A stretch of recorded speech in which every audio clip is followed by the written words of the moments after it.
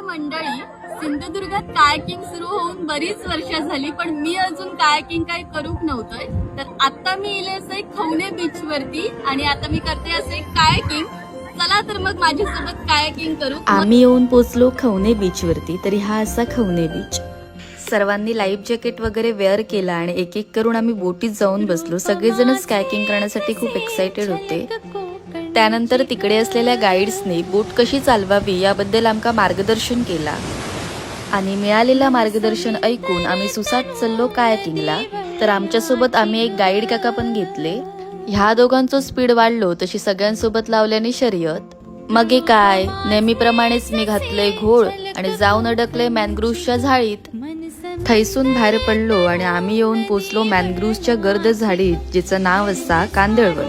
मगे वाईच म्हटलं, हेले सुंदर सुंदर व्ह्यूज माझ्या मंडळींका पण दाखवतंय, म्हणजे माझी मंडळी पण या लोकेशन वरती येईल. रिटर्न येताना ह्यांच्या वेळेस स्टॉन्ट सुरू झाले आणि सांज झोप लागली तशी आमची मना आठवणींची होडी घेऊन किनाऱ्यावर येली.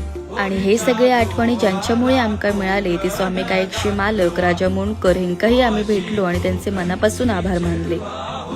बरा, एक सांगूचा रवला, तुमका सुद्धा जर माझ्यासारखं कायाकिंगचा आनंद अनुभवचो असेल तर वर दिलेल्या नंबरवर कॉन्टॅक्ट करा आणि स्वामी कायाकिंगला नक्की भेट द्या. आणि हो, ही रील लगेचच सेव्ह करून जास्तीत जास्त लोकांना शेअर करा.